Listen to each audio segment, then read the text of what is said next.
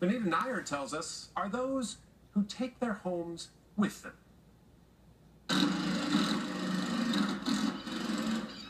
At Crystal Bridges Museum in Bentonville, Arkansas, how high are the ceilings in this grand room? So close to 18 foot.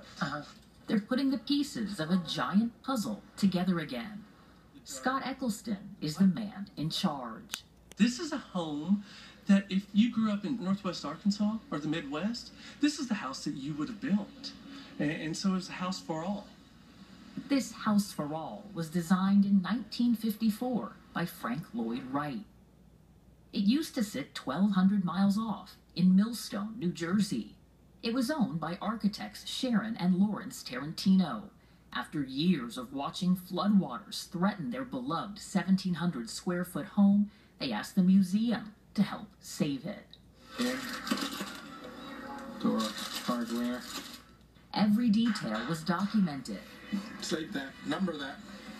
Then the home was methodically dismantled and packed into 2 shipping containers.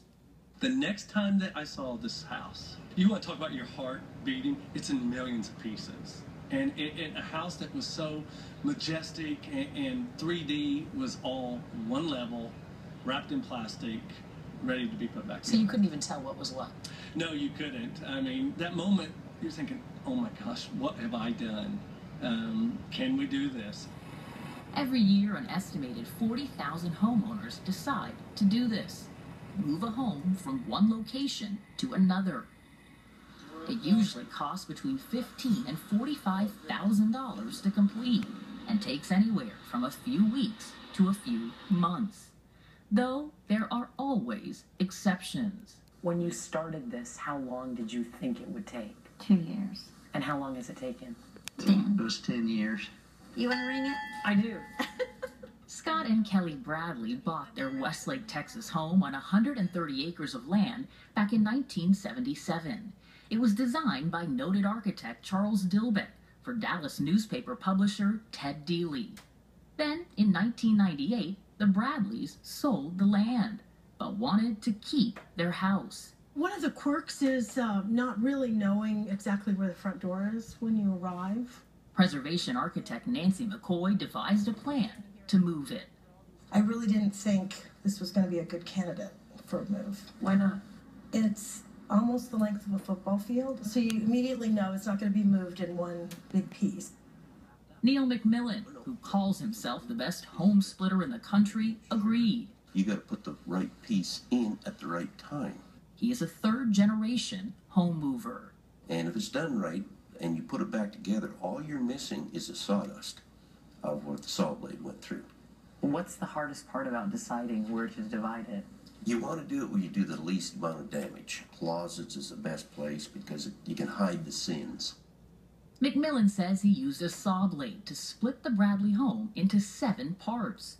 But before he started, every brick from 8 fireplaces and every stone from 8 porches was removed.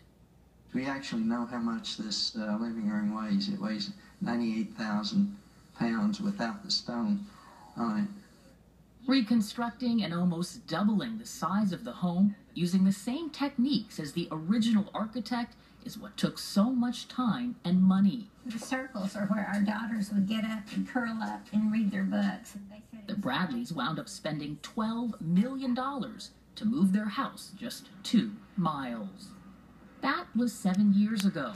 This spring, they put it on the market, telling us they're now ready to downsize. What do you hope the future of this house is? Well, we hope it lives into eternity. I hope someone buys it that will do what we've done, love it, share it with the community. That's exactly what motivates the folks at Crystal Bridges. Scott Eccleston says they're hoping to finish work by the end of the summer, with each piece fitting just the right way. Throughout this process, how many times have you heard someone say, y'all are nuts, just build a house that looks like the original?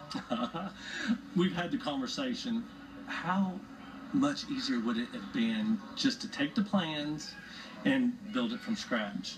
But every board that goes in, every nail It's as if Frank Lloyd Wright was sitting in a chair at his drawing table telling you, this is why I did this, and that's how we built this house. Knowing what you know now, would you have taken this project on again? I would do this house 100 times over because it's a real honor.